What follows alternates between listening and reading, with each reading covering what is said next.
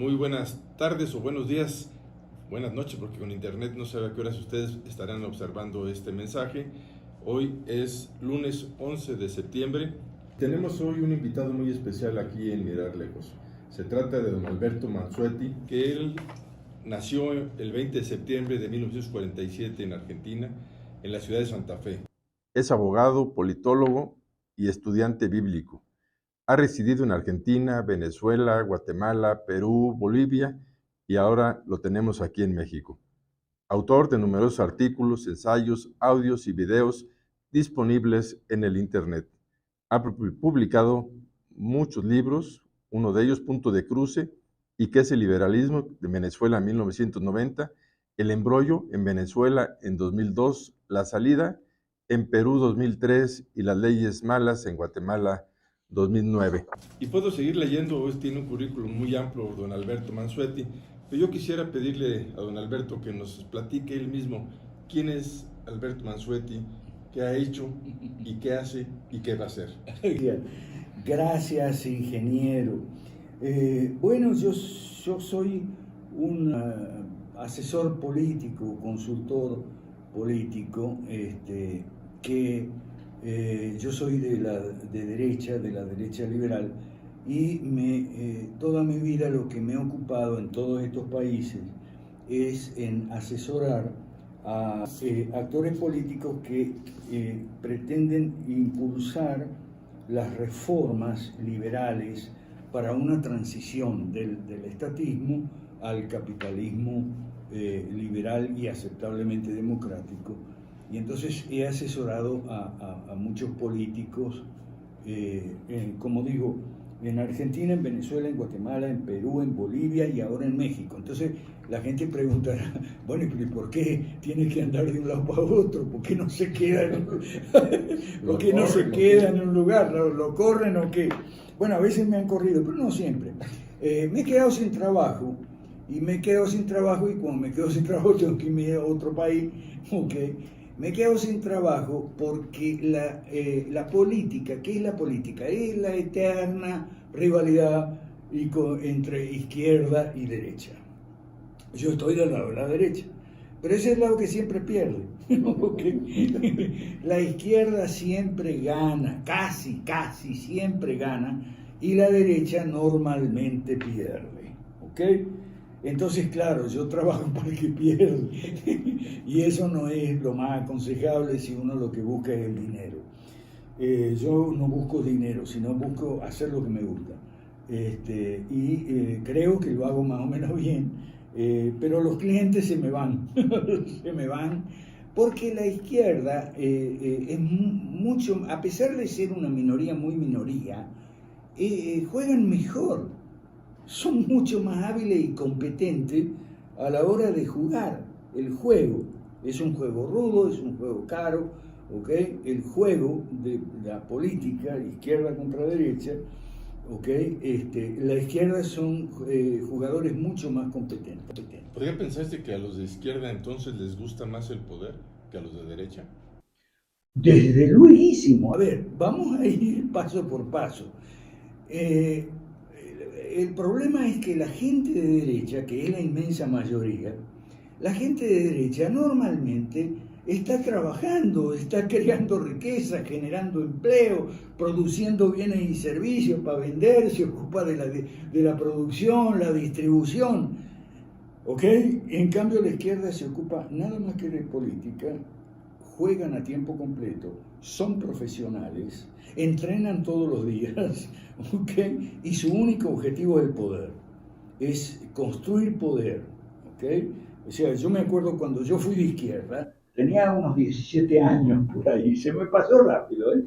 Pero cuando yo era de izquierda, un instructor político que teníamos de izquierda, se puso a hablar de los ricos, y entonces los ricos crean más dinero, acumulan más dinero, juntan dinero, y nosotros juntamos es poder, y cuando nosotros tengamos el poder les vamos a quitar el dinero.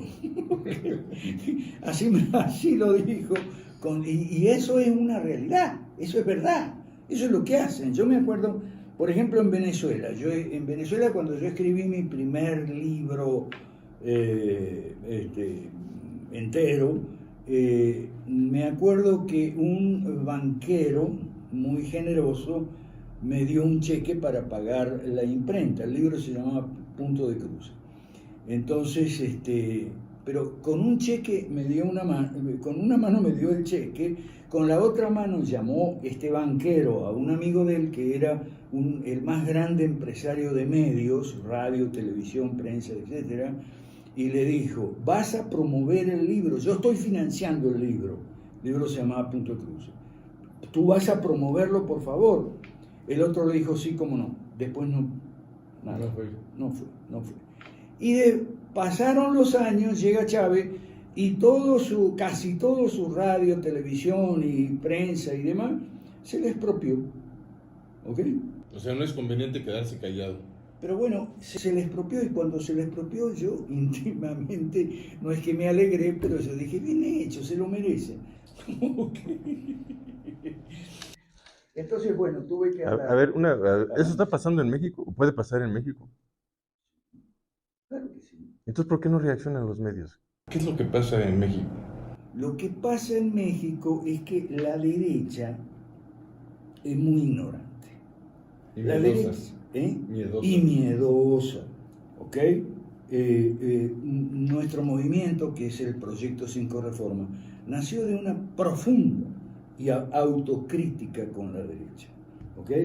La derecha casi siempre pierde porque la izquierda juega con profesionales que entrenan todos los días, hacen comidas especiales. Un profesional en el fútbol, imagine, entrena, o sea, y entonces siempre enfrenta a gente improvisada, ¿okay? Amateur, que es además inmediatista y cortoplacista, mientras que la izquierda juega siempre sin perder de vista el mediano y largo plazo. Por lo tanto, tiene estrategia, tiene programación, tiene planificación. La derecha nada. Cuando le llega el agua al cuello, cuando vienen las elecciones, busca algún profesional. Y generalmente busca algún profesional y consigue, como no sabe, consigue algún incompetente o deshonesto o ambas cosas, en lugar de escoger bien, ¿ok? Y esa es una de las razones por las cuales la izquierda casi siempre gana. O sea, la derecha se ha hecho suyas casi todas las ideas de izquierda, la idea del big government, la idea del estado de bienestar, la Chile, del estado, la salud, tal. Ha hecho suyas casi todas las ideas de la izquierda. Y ese ha sido el gran triunfo, no obstante, de la izquierda. Algunos dicen: el socialismo fracasó. No entendió nada. El que diga el socialismo fracasó no entendió nada. Okay. Últimamente se está copiando algo muy malo de la izquierda. Se está copiando el fulano maquiavelismo de que el fin justifica los medios, y la derecha se está volviendo un poco inmoral. Si la derecha quiere jugar sucio, va a perder, porque a jugar sucio nadie le va a ganar. Ese es un buen dato. Nadie le va a ganar a la izquierda. Así que esa es una... después la ignorancia, o sea, la gente de izquierda sabe que es la izquierda, sabe lo que es la izquierda, sabe la diferencia entre izquierda y derecha, y lo más importante, sabe cómo ganarle a la derecha. En cambio, la derecha sale con tonterías, como dicen: no, nosotros no somos derecha, no, eso de izquierda y derecha ya no corre más y tal. No, la derecha está desnorteada, como dicen en Brasil. Y esto que usted está mencionando, don Alberto, de esa actitud de la derecha, ¿es lo que usted ha visto en los países, es general en todo, digamos, en todo Latinoamérica y Sudamérica? Sí, y he visto y sufrido, y cuidado, Norteamérica también. Dígame el señor Donald Trump, está haciendo una inmoralidad, porque está diciendo que él ganó las elecciones. Es mentira. Fíjese cómo echaron a Tucker Carlson del Fox, porque Tucker Carlson transmitía que Trump había ganado y tal, pero en el WhatsApp suyo a su mujer o a su amigo y tal le decían: no, O sea, Trump no ganó. Entonces, está recurriendo a la mentira, ¿ok? Y a otras formas de juego sucio. Y en eso a la izquierda no le va a ganar. Entonces, en estas reflexiones que usted hace, don Alberto, ¿cómo ve el futuro inmediato de México? En esta aseveración de que la izquierda gana casi todas, o sea, ¿la tenemos difícil para el 24? Pero por supuesto, desde luego. A ver. No nos diga eso, a ver, pero explíquenos por qué, porque ya estábamos acá muy animados todos. Tenemos, el 24 se enfrenta el oficialismo y la oposición, ¿ok? Al oficialismo le hace daño Ebrard, ¿ok? Bueno, le hace daño. Pero a la oposición más daño le hace Verástegui. Y ahorita que menciona a Marcelo Ebrard, ¿qué va a pasar desde su óptica? ¿Qué puede pasar con Marcelo? ¿Qué va a pasar con Marcelo Ebrard? No sé, porque en Movimiento Ciudadano no están todos dispuestos a ponerlo de candidato, o sea, no se sabe, está impugnando el proceso, en fin. Pero el señor Verástegui me interesa porque Verástegui dice una cosa que es verdad: el PAN murió, que en paz descanse. Y eso es verdad, nos guste o no. Yo sé que usted no lo... Bueno, el PAN murió. En todo caso podría resucitar, ¿eh? Porque en política, en política hay muertos. Sí hay muertos, pero a veces resucitan. A veces. Y se lo digo yo, que soy argentino, y veo cuántas veces no resucitó el peronismo en Argentina. ¿Okay? En política los muertos a veces resucitan. Entonces Verástegui dice, el PAN murió. ¿Y qué le dicen del PAN? Estás dividiendo la oposición, lo cual es verdad, también es verdad. Pero eso hay que situarlo en el marco de lo que es el pase del siglo XX al siglo XXI. Del siglo XX al siglo XXI han cambiado muchas cosas. En el equilibrio de poder mundial y más o menos en Estados Unidos y América Latina han cambiado muchas cosas. Y la derecha, como siempre, desnorteada, como dicen en Brasil, no se da cuenta. Muchos en la derecha viven todavía como si estuviéramos en la Guerra Fría, ¿no? La OTAN contra el Pacto de Varsovia.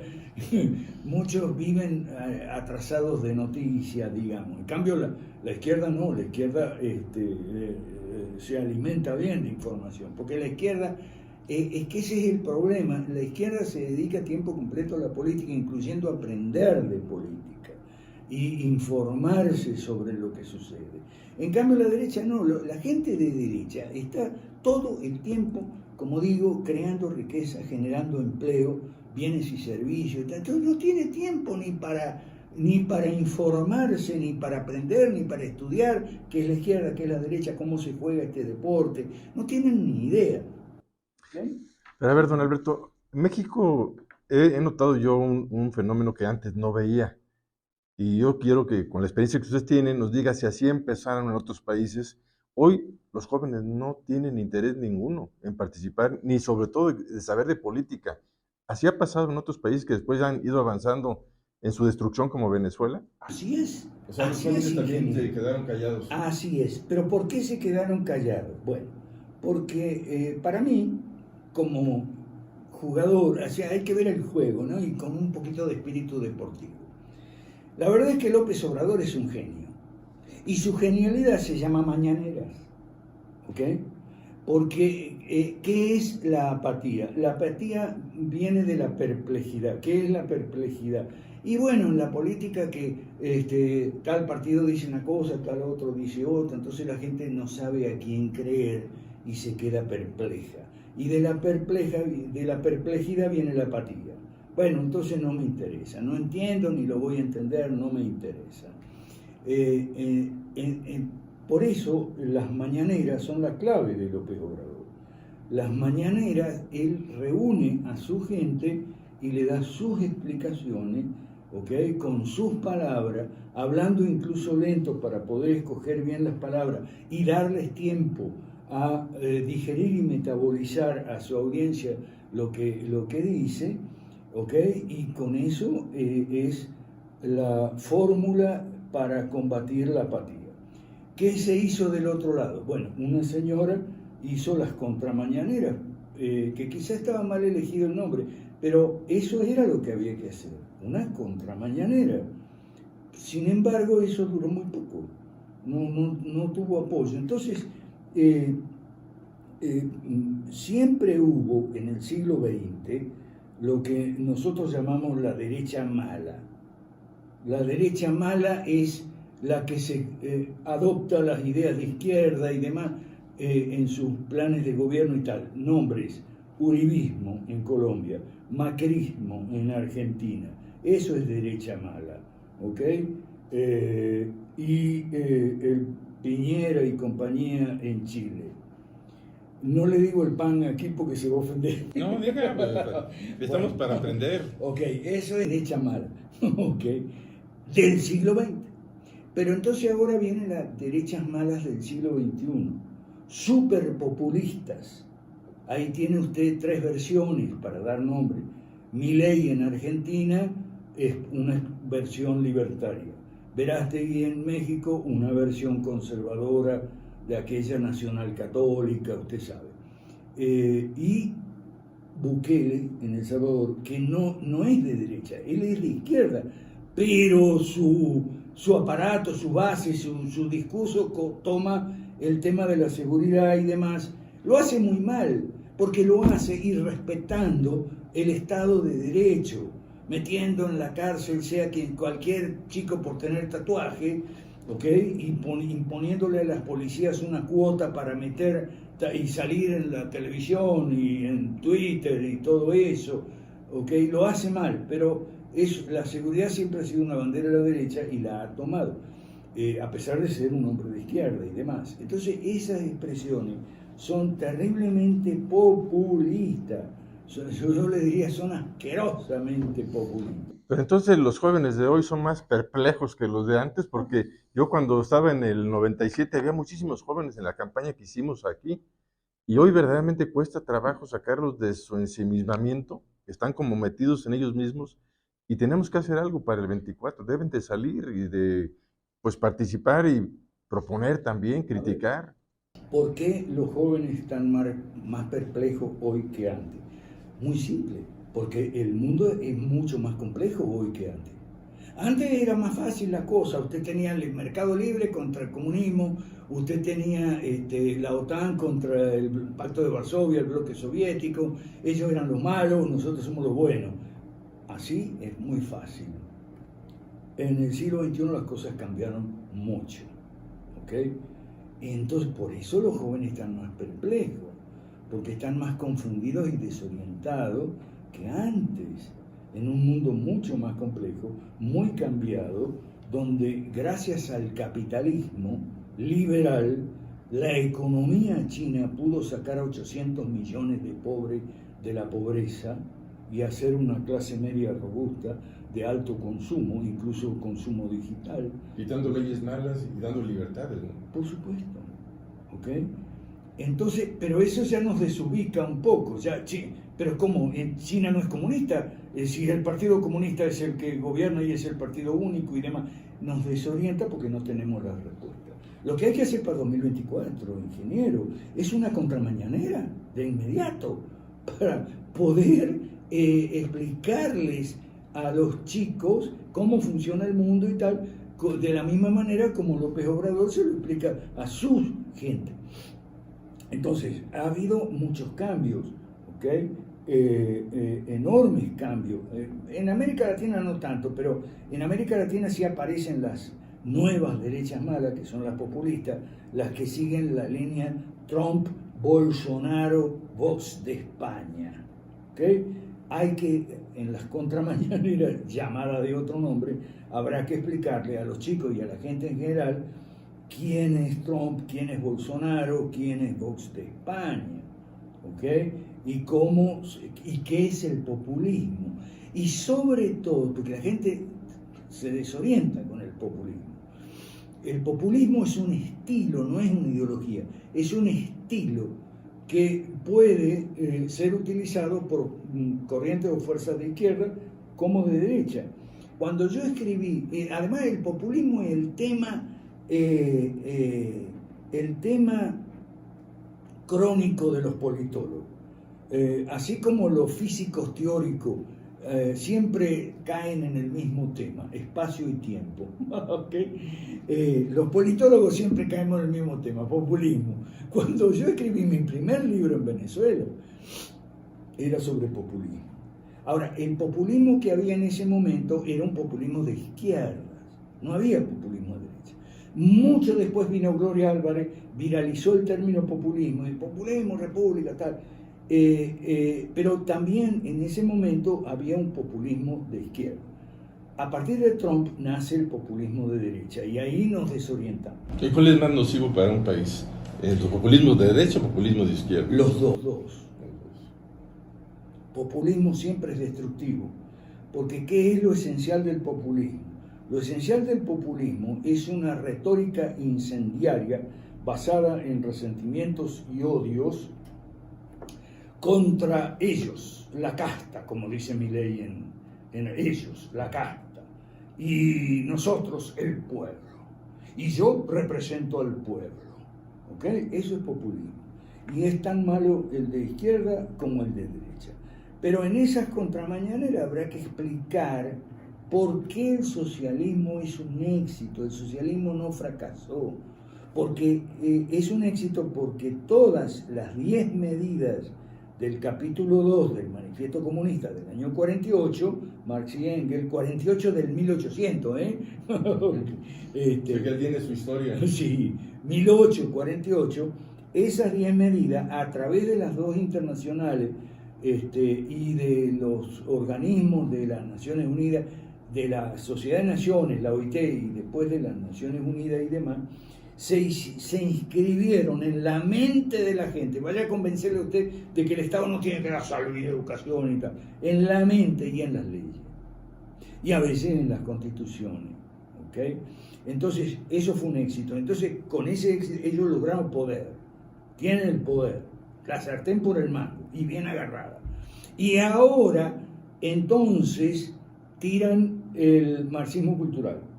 Todo lo que es aborto, contra ideología de género, contra el matrimonio y la familia y todo eso. Pero eso no es nuevo, eso ya estaba en las obras juveniles de Marx, eso hay que explicarlo, ¿ok? No es nuevo, como dice el libro negro de la nueva izquierda, no es nueva, si eso ya estaba, y estaba en el origen de la familia de la propiedad privada y el Estado de Engels, 1884, no es nada nuevo. Ahora, han sido inteligentísimos y largoplacistas. Fíjense que estamos hablando de siglo XX, siglo XXI. Entonces, eso hay que explicarlo, ingeniero.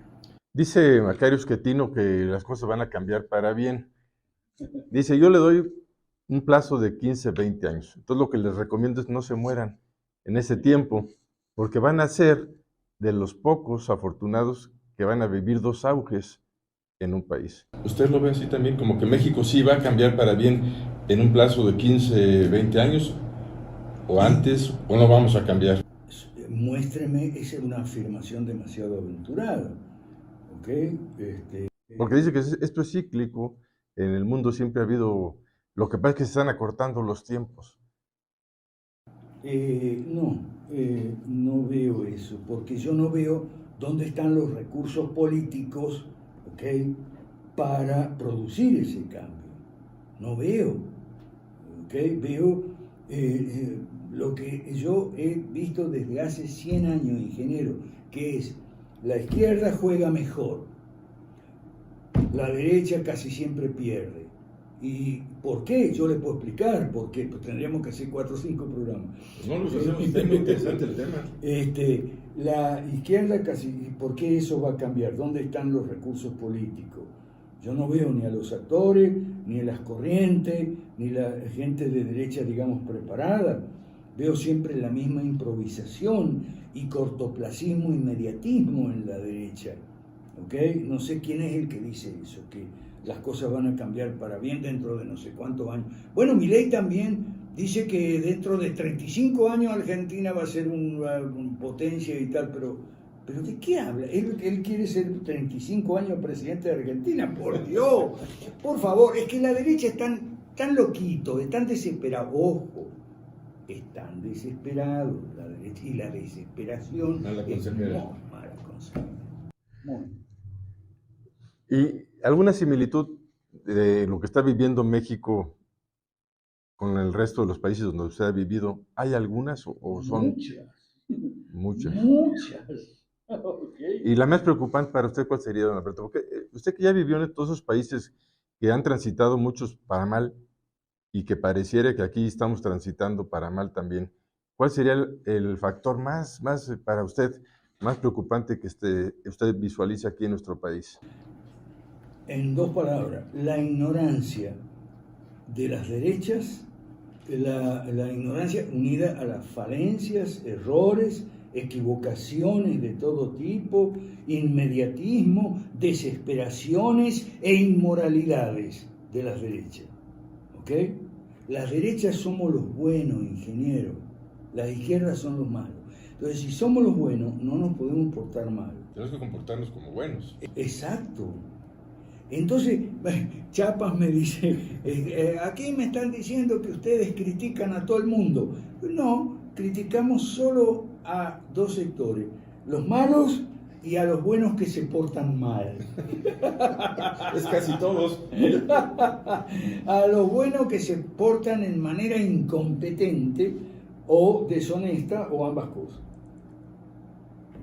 Y sí, en México yo veo eso, pero es que usted similitudes, me tendría que preguntar diferencias porque es lo mismo. O sea, lo que pasa en México es lo mismo que pasa. De hecho, yo he vivido, este es el sexto país que me toca vivir. ¿Okay? Hoy platicaba o leía un artículo de una persona que escribió de esas cartas que envían a los periódicos y que al llegar al aeropuerto, que ya he oído este comentario en otros aeropuertos del país, ya la revisión es por militares. Sí. Y prácticamente ya se quitó el semáforo que había, que esa era la primera muestra de confianza de un gobierno al ciudadano. De que declaras, no traigo nada, písale y te toca verde, adiós. Entonces ahora el militar que está o el funcionario que está marca cuáles son los que hay que revisar. Y si encuentran alguna situación que para ellos no es correcta, por ejemplo, no sé qué tan cierto sea, lo comento porque es algo que alguien escribió, que los militares le dicen, a ver, muéstrame en tu teléfono tu tarjeta de crédito para ver los cargos y las compras que hiciste en el extranjero. Eso es totalmente indebido. Y yo creo que ahí sí nos falta, lo que usted dice muy claramente, falta educación, porque nadie tiene por qué en ese momento pues, que revise y que vea qué traigo, pero meterse en la intimidad de mis cuentas para ver qué hice yo, qué compré. ¿Cómo sabemos si tenemos un familiar allá y yo le compré allá una televisión o le quise comprar, no sé, incluso una motocicleta? No quise que yo la traiga para México. Entonces es una pérdida de libertad que a mí se me hizo muy preocupante y eso es algo que donde ahí coincido con usted, que la derecha no estamos reaccionando ni a tiempo, ni con la fuerza que debería de ser, porque las cosas empiezan poco a poquito. Sí, y ni con la inteligencia y el conocimiento que debería ser. ¿Okay? Pero en eso no hay diferencia con los otros países. O sea, de hecho, hasta la ley del péndulo siempre vino igual. O sea, por ejemplo, guerrillas, estos países son todos iguales. Guerrillas y su versión marxista, la izquierda intentando tomar el poder por las armas, desde el Che Guevara, la conferencia tricontinental de La Habana, año 67, de ahí, y eso fue en todos los países, no fue solo en este país o el otro. Después vinieron los gobiernos militares, ¿okay? Represivos y tal, todos fracasados excepto el de Chile, ¿okay? Pero todos en el mismo gobierno militar, incluso algunos de izquierda, como en Ecuador, Rodríguez Lara, y en Bolivia, Juan José Torres, etc. Pero todo casi al mismo tiempo en América Latina. Después vino la democracia, más o menos. Y después de la democracia vino el Foro de Sao Paulo. ¿Okay? Esa fue la década de Chávez. Eso no me acuerdo porque estaba en Venezuela. Vino el Foro de Sao Paulo después de los gobiernos neoliberales de los 90, como Salinas de Gortari y compañía aquí. Bueno, pero eso fue en todo, el neoliberalismo en todos los países. Después vino Foro de Sao Paulo, en todos los países. Después vino la reacción de la derecha mala, como siempre, desubicada, incompetente, deshonesta en muchos casos. Y ahora el péndulo vuelve a la izquierda otra vez. Gana la izquierda en Colombia, gana en Chile, gana en Honduras. O sea, estos países, y siempre los mismos factores. Estos países cambian los números nada más. ¿Okay? Es como si usted tomara 5 análisis de sangre y salieran resultados muy parecidos cambiando los números. Bueno, los números son los que cambian, pero los factores, las variables, como decimos los politólogos, las variables son las mismas en todos los países.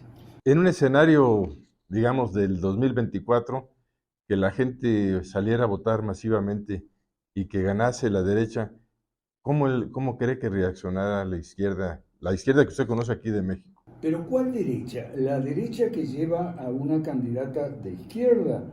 ¿O la derecha que lleva a un candidato nacional católico con Z? Pues digamos, ¿Cuál? digamos el que tiene más estructura, que sería el Frente Amplio por México.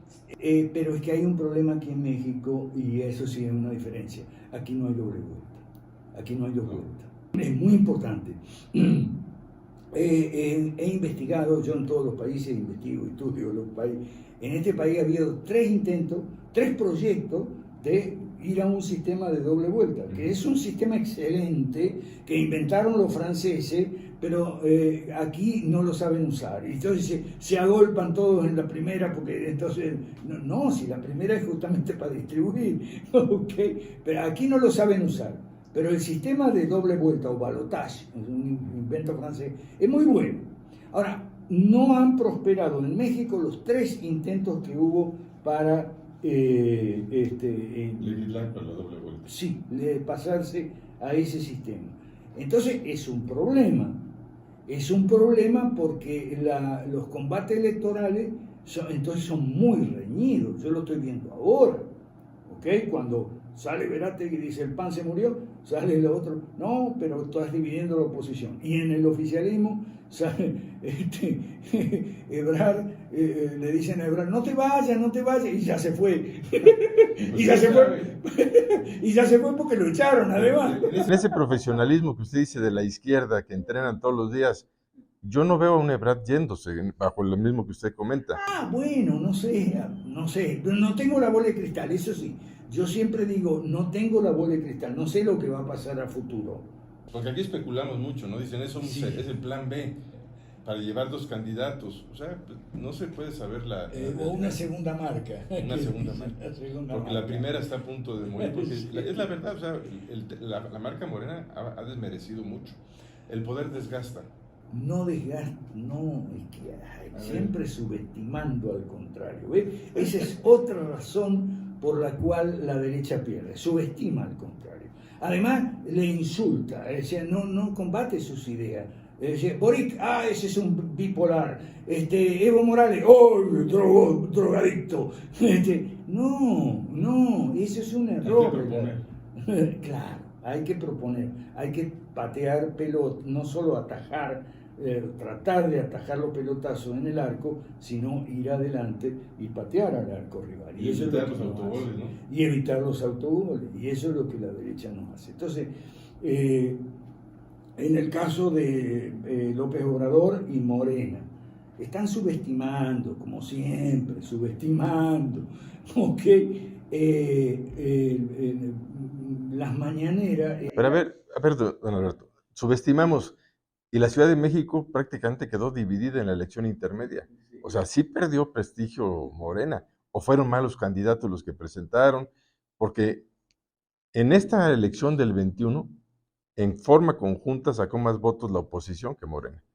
La oposición sacó, hasta donde tengo entendido, en todo el país, la oposición sacó 23 millones y Morena sacó 21. Había 2 millones de votos de diferencia en forma global, que eso es lo que garantizó tener un Congreso pues, más controlado. Entonces, aquí lo que nosotros tenemos que pensar, y yo me gustaría su opinión, ¿Qué es más importante, ganar la presidencia o ganar el Congreso? Depende qué es lo que usted quiere hacer. Si usted quiere transformar a México, tiene que ganar el Congreso y derogar las leyes malas, como se llama mi último libro en Guatemala. Es muy interesante, sí, lo estoy leyendo. Es el Congreso, no tanto la presidencia. Ahora, si lo que usted quiere es lo mismo de la derecha, durar, hacer contencionismo, contener, entonces sí, probablemente la presidencia, pero depende cuáles sean los objetivos. Es que la derecha nunca tiene claridad de objetivo. Pero un Congreso pensante, ¿no? Porque también un Congreso no, que pues, tenemos ahora... pero es que ahí viene otro tema. Fíjese, le estaba contando a Alan. Los candidatos de Milei son puros... faranduleros, gente de la farándula, ¿no? Gente de la radio, la música, y gente improvisada. El amateurismo es un defecto últimamente congénito de la derecha. La candidata a gobernadora de Buenos Aires, de la provincia de Buenos Aires, es una señora que simplemente se hizo famosa porque un día fue al supermercado de compra y hubo un asalto y un tiroteo, y ella, sin comerla ni beberla, le dio un tiro en la cara, ¿ok? Gracias a Dios, ella se salvó. Pero entonces, por haber recibido un tiro, se hizo la gran figura mediática. Porque otro problemón de las derechas son los periodistas y las periodistas que tienen. Bueno, entonces se hizo figura pública y ya empezó a opinar de política. Una señora ama de casa, no sabía nada, y ahora es candidata a gobernadora de Buenos Aires. Oiga, don Alberto, yo tengo una reflexión en ese tema que usted dice, y digo que la labor o el mayor reto de un político es mantener una congruencia. Sí. Es el mayor reto que... Sí. Porque se puede uno caminar hacia la soberbia, sí. O ante los ataques políticos puede uno caer en la baja estima. Sí. Y en los dos puntos es totalmente inservible un político. Sí. Aquí en este caso usted señala, pues yo pienso que los medios la ensoberbecieron y por eso ya empieza uno a dictar cátedra como si supiera. Pero ese fenómeno, por ejemplo, aquí se mencionó para el PAN varias candidatas y total, pero eran gente que venía de leer noticias en la tele, carilindos y carilindas, por no hablar de pechugonas sin algona. Hablo de Argentina, ¿okay? Hablo de Milei. No es material, digamos. Hablo de Milei, ¿ok? Entonces, algunos nos dicen a nosotros, el Proyecto 5 Reforma, pero es que Milei es radical y ustedes son moderados. No, nosotros somos más radicales que Milei, porque nosotros vamos por la privatización de la educación, cosa que Milei no va, se quedan los vouchers nada más. Bueno, pero nuestro radicalismo es racional, consistente y bien fundado. En cambio, el radicalismo de Milei no es racional, porque viene del anarcocapitalismo, es un mamarracho, no es consistente, se contradice, y sus asesores ahora se contan, uno dice una cosa, otro dice otra, y no está bien fundado. El nuestro está fundado en algo que habría que explicar en las contramañaneras, que es transitología. Transitología es el espacio pluridisciplinario, o sea, ciencias políticas, sociología, psicología, filosofía y hasta teología, para estudiar los procesos de transición del estatismo al capitalismo liberal y aceptablemente democrático. Entonces, son más o menos unos 40 casos en unos 30 países de diversos continentes, donde estudiamos la transición exitosa y la transición fracasada, porque la transición ha fracasado más de lo que ha tenido éxito. ¿Okay? Ahora, ¿por qué ha fracasado? Entonces, encontramos muchos factores y ahí enunciamos la ley fundamental de la transitología, que es el éxito de ese proceso, de esa transición, depende de la existencia de un partido robusto, completo, bien formado, articulado, implantado sectorialmente. Si usted no lo tiene, como Milei no lo tiene, Verástegui no lo tiene, usted no va a hacer ninguna reforma importante. Eso lo estudiamos día por día y estudiamos casos exitosos en la actualidad. Por ejemplo, en Grecia, Kyriakos Mitsotakis está haciendo reformas liberales bastante profundas, pero lo hace porque tiene un partido que le da soporte político. Es el partido que fundó su papá, junto con otros, y su tío, ¿okay? El partido Nueva Democracia, cuando el país recuperó la democracia después de la dictadura de los coroneles. Un proceso parecido al argentino, ¿no? Entonces, recién recuperada la democracia, vino los socialdemócratas. Los socialdemócratas estuvieron bastantes años, fracasaron, y después entonces aparece resurge Nueva Democracia, y hoy es el referente más visible en Occidente, porque del otro lado estamos mirando Vietnam, Laos y Camboya, países excomunistas que están transitando la vía del capitalismo, como China, pero hay que estudiar y explicarle a la gente que China no es comunista. Se volvió capitalismo. Así es. Don Alberto, usted mencionó algo de que necesitaríamos varios programas, y yo quiero invitarlo porque tampoco queremos hacer un gran programa que se pierda ahí en el tiempo, sino hacer varios capítulos de este y aprender todos de lo que usted sabe. Y sobre todo, para mí la experiencia siempre es el factor para salir adelante y tener éxito en la vida. Yo quiero invitarlo a que nos pueda compartir más de su experiencia en otro programa, y de verdad le agradezco mucho que esté con nosotros. Vamos a ver cómo resulta este primer lanzamiento, pero yo estoy convencido que será importante y será muy, muy visto. Así que si usted me lo permite y si usted tiene ese deseo, pues nos veremos pronto en otro programa bajo temas que son, y como reto principal yo quisiera pedirle que me ayude, como un reto principal de despertar a los jóvenes. Eso sería un objetivo central que hagamos para el siguiente programa, que pensemos tanto ustedes como yo, qué podemos hacer para sacar al joven de ese... Sí, con mucho gusto. Lo primero que hay que decirle a los jóvenes es que en la política no somos todos iguales, no somos todos lo mismo. Okay. Y yo lo que les digo, lo que vamos a ver, nos tocará verlo a nosotros los que somos ya viejos, pero ellos lo van a sufrir, para bien o para mal. Entonces tienen que participar en lo que ellos quieren, es lo que yo digo. Sí, y lo primero que hay muchas cosas que enseñarle a los jóvenes. Primero, los jóvenes, que no se confundan, politiquería no es lo mismo que política. Politiquería son las trapisondas, las denuncias de corrupción de el otro, aquel. Eso es politiquería, ¿ok? Política es otra cosa. Políticas son políticas públicas. Nosotros, la derecha, defendemos en política 3 políticas públicas, que son privatizar, desregular y abrir mercados a la competencia. Lo contrario a la izquierda, que es estatizar, sobreregular y cerrar mercados a la competencia. Entonces, eso es política. Pero esa enseñanza, que la gente entienda cuáles son las diferencias fundamentales, ¿qué les gustaría hacer? ¿En dónde les gustaría estar? ¿En un gobierno centralizador, estatizante, controlador, o en un gobierno de libertades, de apoyos y de crecimiento?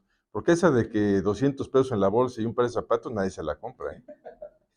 O sea, son de las cosas que tendremos que platicar. Le agradezco muchísimo, don Alberto, y espero que aquí nos veamos nuevamente en otro programa, en este canal de Mirar Lejos, donde trataremos, pues es la idea, educar políticamente a los ciudadanos.